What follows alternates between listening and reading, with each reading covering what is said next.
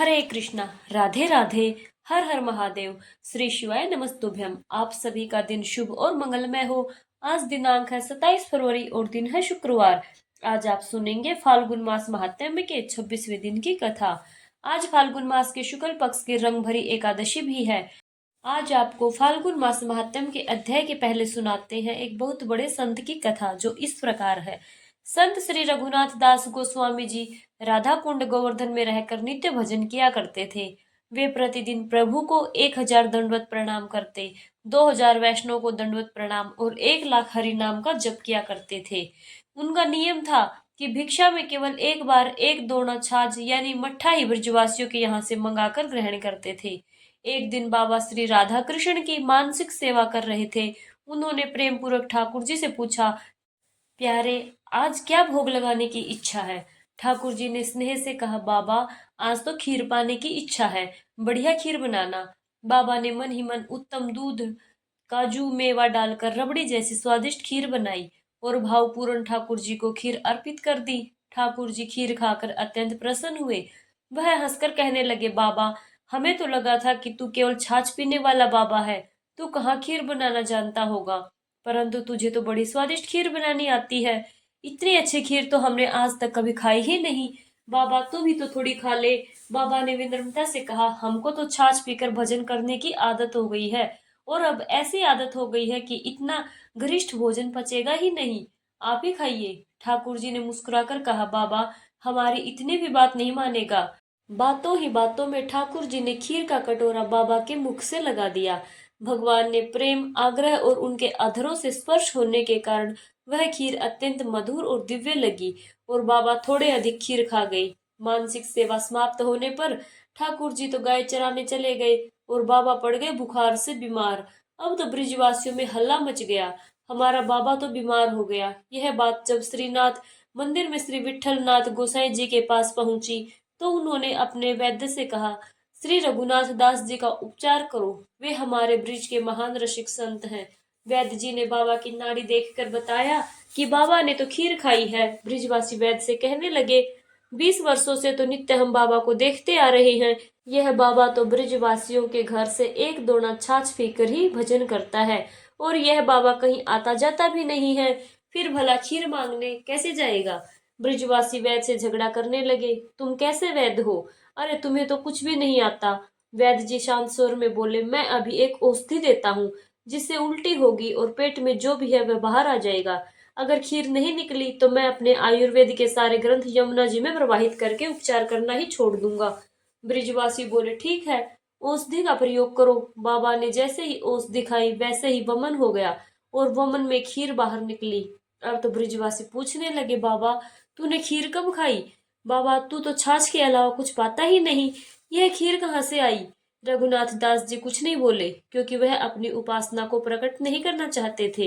इसलिए उन्होंने इस रहस्य को गुप्त रहने दिया और मौन रहे, कुछ भी नहीं बताया। आसपास के जो ब्रिजवासी वहां आए थे वे वहां से चले गए, परंतु अब उनमें बाबा के प्रति विश्वास थोड़ा कम हो गया। वे सोचने लगे कि बाबा हमसे झूठ बोलते हैं, खुद तो खीर खाते हैं और हमसे कहते हैं कि मैं सिर्फ छाछ पीकर ही भजन करता हूँ। अब तो यह बात चारों तरफ फैलने लगी कि बाबा तो छुपकर खीर खाता होगा। श्रीनाथ जी ने श्री विठल जी गोसाई जी को सारी बात बताई और कहा कि आप जाकर ब्रिजवासियों के मन की शंका को दूर करो, कहीं ब्रिजवासियों द्वारा संत अपराध न हो जाए। तब श्री विठल नाथ गोसाई जी ने ब्रिजवासियों से कहा, रघुनाथ जी परम सिद्ध संत हैं और वे तो दीनता की मूर्ति हैं। बाबा अपने भजन को गुप्त रखना चाहते हैं, इसलिए वह कुछ नहीं बोलेंगे। उन्होंने जो खीर खाई वह इस बाहरी जगत की नहीं थी, वह तो मानसिक सेवा के भाव राज्य में ठाकुर जी ने स्वयं उन्हें खिलाई थी। तो ऐसा होता है भक्त और भगवान के बीच का अटूट संबंध और ऐसी होती है मानसिक सेवा की अद्भुत शक्ति। अब सुनिए फाल्गुन मास महात्म्य की आज की कथा। मार्कंडेय जी धर्मराज युधिष्ठिर को अनेक पवित्र तीर्थों का महात्म्य सुनाते हुए आगे कहते हैं, हे धर्मराज युधिष्ठिर, सूर्य वंश में इंद्रघन नाम से प्रसिद्ध एक महान राजा हुए जो अयोध्या के अधिपति थे। उन्होंने पर्वत, वन और कानून सहित संपूर्ण पृथ्वी का अत्यंत धर्मपूर्वक पालन किया। उनके राज्य में चारों वर्णों के लोग अपने अपने धर्म का पालन निष्ठा और श्रद्धा पूर्वक किया करते थे। हर गाय कामधेनु के समान इच्छा अनुसार दूध देने वाली थी। पृथ्वी हरी भरी खेती से सजी रहती थी और समृद्धि चारों ओर दिखाई देती थी। एक दिन राजश्री इंद्रगुण ने महर्षि वशिष्ठ जी से पूछा, महामुनि, मैं अश्वमेध यज्ञ करना चाहता हूँ, कृपया बताइए कि किस तीर्थ में जाकर उसका अनुष्ठान करना चाहिए। वशिष्ठ जी बोले, राजन, वेदों के ज्ञाता ब्रह्म ऋषिगण आपको जो सम्मति दे उसी प्रकार योग्य ब्राह्मण ऋतुजों के द्वारा आपको यज्ञ का अनुष्ठान करना चाहिए। उस समय राज्यसभा में मरीचि, कश्यप, अंगिरा, गौतम, दुर्वासा, च्यवन, धूम्र, महामुनि, कर्ण और अन्य अनेक उत्तम व्रत का पालन करने वाले मुनीश्वर विराजमान थे। महाराज इंद्रधुमन ने विनम्रता पूर्वक उनसे पूछा, किस तीर्थ में किया गया यज्ञ मनोवांछित फल प्रदान करता है, कृपया मार्गदर्शन कीजिए। तब ऋषिगण कहने लगे, राजन, इस विषय में ऋषियों ने अनेक भिन्न भिन्न तीर्थों को श्रेष्ठ बताया है। यह सुनकर दुर्वासा जी हंसते हुए बोले, राजन, ब्राह्मण ज्ञान की अधिकता से श्रेष्ठ माने जाते हैं। क्षत्रियों में जिसका बल और पराक्रम अधिक हो वही श्रेष्ठ हैं। वैश्य की श्रेष्ठता धन्य और धान्य की अधिकता से मानी जाती है और शूद्र जन्म तथा आयु के अनुसार श्रेष्ठ कहे जाते हैं। 7 कल्पों तक जीवित रहने वाले तीनों वेदों के ज्ञाता त्रिकालदर्शी महर्षि मार्कंडे उनसे श्रेष्ठ निर्णय कौन कर सकता है। महाराज, आप नर्मदा के तट पर स्थित दमन में जाइए। वहां मार्कंडे जी जहां संकेत करें उसी स्थान पर आप अपना यज्ञ प्रारंभ कीजिए। राजा इंद्रघन ने आदर पूर्वक कहा, देव ऋषि, आप जैसा कहते हैं मैं वैसा ही करूंगा। ऐसा कहकर उन्होंने अपने मंत्री देवगर्भ को यज्ञ की सभी सामग्री साथ ले चलने का आदेश दिया। स्वयं ब्राह्मणों और मुनियों के साथ दिव्य वाहन पर आरूढ़ होकर अत्यंत प्रसन्नता से यात्रा के लिए निकल पड़े। उनके साथ अंतपुर की रानियां भी थी। इस प्रकार सबके साथ राजा इंद्रधुम्न धर्मारण्य पहुंचे, जहां मार्कंडेय जी विराजमान थे। वहां जाकर उन्होंने मार्कंडेय वट का पूजन किया। राजा इंद्रधुम्न को आया देखकर महामुनि मार्कंडेय ने ब्रह्मा ऋषियों के साथ पूछा, हे राजन, यह किस प्रयोजन से आपका आगमन हुआ है, कृपया बताइए। तब राजा विनम्र भाव से कहने लगे, हे ब्राह्मण देवता, मैं यज्ञ करने के लिए यहाँ आया हूँ। कृपया यह बताइए कि किस तीर्थ में उसका अनुष्ठान करना उचित रहेगा। यह सुनकर महर्षि मार्कंडेय ने अत्यंत गंभीर स्वर में कहा, राजन, समुद्र प्रेत इस पृथ्वी पर जितने भी तीर्थ हैं वह सभी नर्मदा नदी में स्नान करने के लिए आते हैं। उत्तर दिशा में जितने शिवलिंग हैं और दक्षिण में जो भी तीर्थ हैं वह सब कोटि तीर्थ में लीन हो जाते हैं। इसी कारण उसका नाम कोटि तीर्थ पड़ा है। भगवान शंकर ने पूर्व काल में पार्वती जी, कार्तिकेय जी, शिव, ब्रह्मा, विष्णु तथा इंद्र आदि देवताओं के समक्ष इस तीर्थ का महत्व इस प्रकार वर्णित किया था कि ओमकारेश्वर के समीप नर्मदा में कोटि तीर्थ स्थित है। वहां जो दान, होम, यज्ञ तथा कठिन तप आदि पुण्य कर्म किए जाते हैं उनके पुण्य का कोई अंत नहीं होता। ग्रहण काल में कुरुक्षेत्र की प्रशंसा की जाती है, परंतु नर्मदा तो सभी कार्यों के लिए पुण्यदायिनी कही गई है। इसलिए हे राजन, आप कोटि तीर्थ में जाकर यज्ञ करें। यह सुनकर परम धर्मात्मा राजा इंद्रधुम्न ने अमित तेजस्वी मार्कंडे मुनि के चरण पकड़ लिए और भावुक होकर कहा, हे मुनिवर, आपने जो कुछ कहा है उसके लिए मैं अपने ऊपर आपका बहुत बड़ा अनुग्रह मानता हूँ। उसी समय विभिन्न देशों के क्षत्रिय वृंद, गौ, अश्व, हाथी तथा अन्य सभी आवश्यक सामग्रियों के साथ मंत्री देवग्रह भी वहां आ पहुंचे। तब राजा ने 30 योजन लंबा एक विशाल यज्ञ मंडप बनवाया। उसमें अनेक यूप स्तंभ स्थापित किए गए और अपने विधान के अनुसार विभिन्न प्रकार के कुंडों का निर्माण करवाया। यज्ञ प्रारंभ हुआ। वेद मंत्रों के उच्चारण के दिव्य ध्वनि से पृथ्वी और आकाश के मध्य का सारा वातावरण गूंज उठा। सूर्य के समान तेजस्वी अग्निदेव धूम रहित स्वरूप में प्रज्वलित हो रहे थे। महाराज इंद्रगण ने उस यज्ञ में ब्रह्मा, विष्णु और शिव जी का भी आवाहन किया। उनके साथ अन्य सभी देवता भी वहां पधारे। राजा के उस यज्ञ में घी और दूध की मानो नदियां बह रही थी। जहां दही और खीर की खींच जमी हुई थी। अनेक प्रकार के भक्ष्य और भोजन पदार्थ सदा सभी के लिए उपलब्ध रहते थे। देवता, मुनि तथा चारों प्रकार के प्राणी समुदाय भली भांति तृप्त हुए।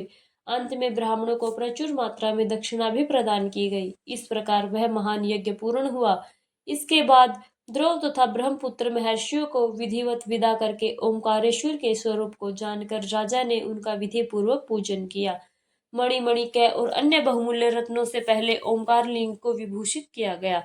फिर गंध, विविध प्रकार के धूप, कपूर, अगेरू, चंदन, ध्वज, छत्र, वितान, व्यंजन और दिव्य चामरों से अत्यंत श्रद्धा के साथ पूजा संपन्न किए।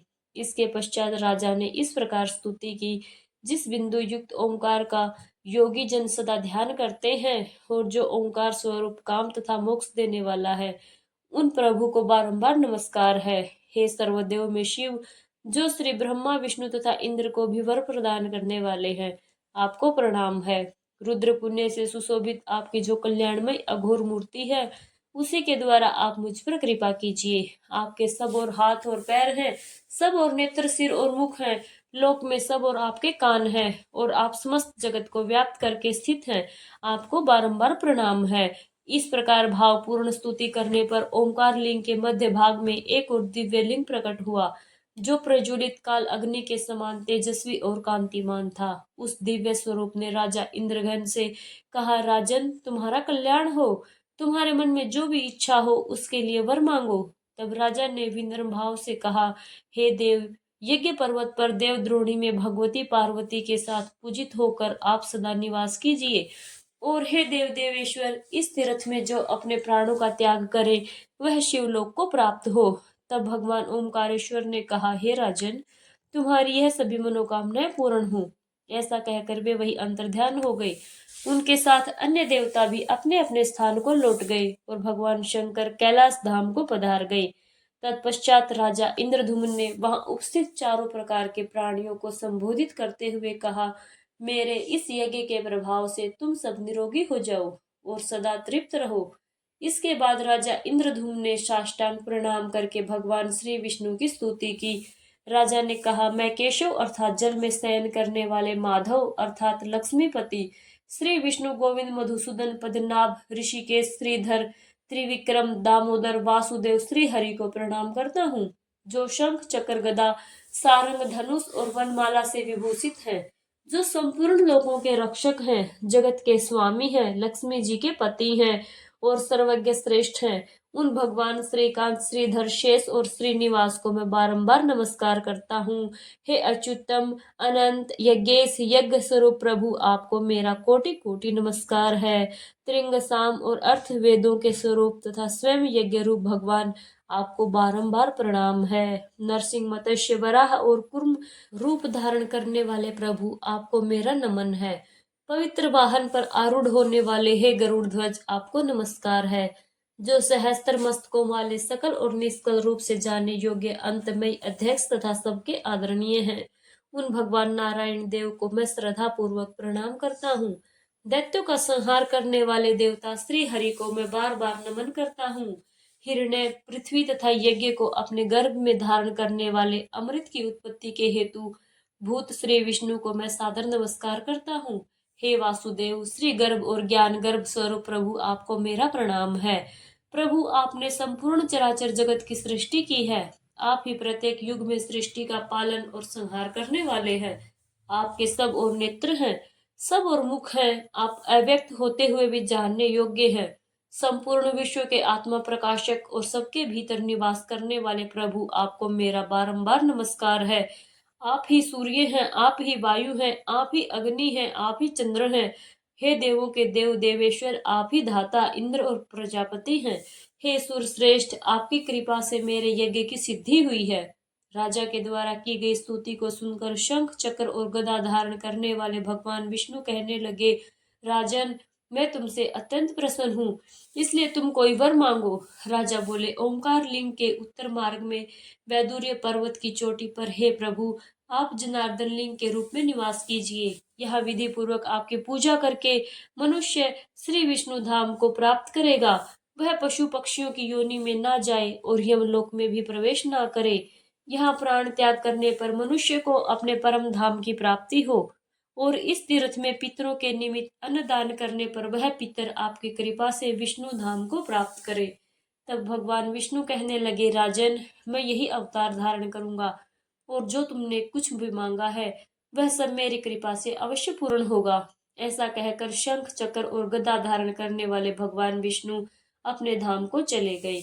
युधिष्ठिर, इस प्रकार राजा इंद्रधुम्न के महान यज्ञ का वर्णन किया गया।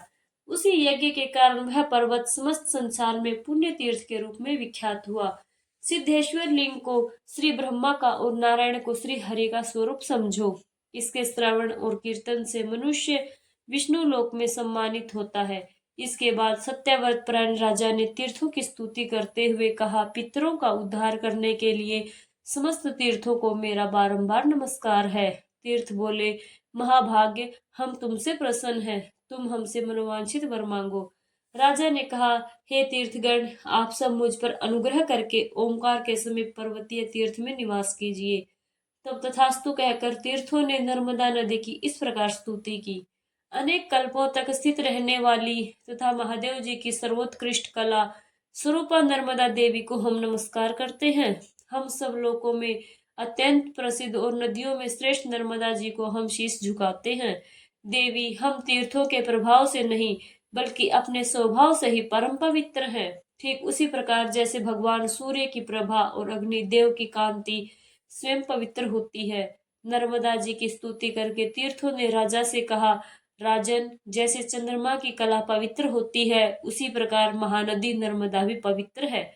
ऐसा कहकर सब तीर्थ देखते ही देखते अंतर्ध्यान हो गए। फिर राजा इंद्रधुम्न ने अर्घ देकर श्री गंगा जी की स्तुति की। गंगा, भागीरथी, देवी, भागवती, शुभा, जानवी, मोक्षदा, भद्रा, तारिणी और पापनाशिनी आदि नामों से प्रसिद्ध गंगा जी को मैं नमस्कार करता हूँ। हे माता, आप ही स्वर्ग में देव आदि देव से वंदित मंदाकिनी कहलाती हैं। आप ही वेद माता गायत्री, उमा और कात्यायनी हैं। देवी, आपको साक्षात महादेव जी ने अपने सिर पर धारण किया है। इससे अधिक आपके विषय में और क्या कहा जा सकता है। भगवान चंद्रशेखर को छोड़कर भला दूसरा कौन आपकी स्तुति करने में समर्थ है। स्तुति से प्रसन्न होकर गंगा जी ने कहा, महाराज, मैं अत्यंत प्रसन्न हूँ, तुम कोई वर मांगो। राजा ने कहा, हे देवेश्वरी, आप सदा यहीं पर निवास कीजिए, बस मेरी यही इच्छा है। यह सुनकर गंगा जी बोली, राजन, ऐसा ही होगा, मैं अपने एक अंश से सदा यहीं पर प्रवाहित होती रहूंगी। ऐसा कहकर गंगा जी अपने स्थान को चली गई। इसके बाद राजा इंद्रधुम्न ने नर्मदा देवी की स्तुति की। हे देवी, आपके जल के प्रभाव से मैंने देवताओं और पितरों को संतुष्ट किया है। आपके चराचर प्राणियों सहित संपूर्ण त्रिलोकी को पवित्र किया है। आप सभी प्राणियों की माता है और मनुष्य को संसार सागर से पार उतारने वाली महादेवी मेखला, कल्पका, नर्मदा और जनपूर्णा आदि नामों से विख्यात होकर अविदेह पर्वत की शोभा बढ़ाती है। शुभे सहस्त्र वर्षों तक आपकी स्तुति में लगे रहने पर भी कौन आपकी महिमा का पूर्ण वर्णन कर सकता है। इस स्रोत से प्रसन्न होकर नर्मदा जी ने कहा, राजन, तुम क्या चाहते हो, कहो, मैं तुम्हें वह वर अवश्य दूंगी जिससे तुम सिद्धि प्राप्त करोगे। नर्मदा जी का यह वचन सुनकर ब्राह्मणों सहित शिव भक्त परायण राजा ने मुस्कुराते हुए कहा, देवी, यदि आप मुझे वर देना ही चाहती हैं तो आप अपने दक्षिण तट से लेकर उत्तर तट पर 7 धाराएं कर लीजिए। नर्मदा जी बोली, राजन, मेरे प्रभाव और कृपा से यह सब संभव है, सब कुछ अवश्य होगा। यहाँ जो भी दान दिया जाएगा उसका पुण्य असंख्य होगा। यहाँ दान देने वालों का पुनः इस संसार में जन्म नहीं होगा। शूद्र, चांडाल, मृग, पशु और सर्प आदि भी नीलगंगा संगम में स्नान करने या प्राण त्यागने पर स्वर्ग धाम को जाएंगे। इसके बाद नर्मदा जी को प्रणाम करके राजा इंद्रधुम्न अपने वाहन पर आरूढ़ हुए और सहस्त्र राजाओं के साथ अपनी राजधानी देव निर्मितपुरी अयोध्या को लौट गए। वहां उन्होंने बहुत लंबे समय तक राज्य किया और अंत में स्वर्ग को प्राप्त हुए। हे धर्मराज युधिष्ठिर, यह प्राचीन इतिहास मैंने तुम्हें सुनाया। जो इसे कहते और श्रद्धा से सुनते हैं वह कभी यमलोक नहीं देखते और पाप योनि में भी नहीं जाते। आज की कथा में बस इतना ही। आगे का वृत्तांत आप सुनिएगा अगले अध्याय में। जय श्री हरि। बोलिए शिव शंकर भगवान की जय।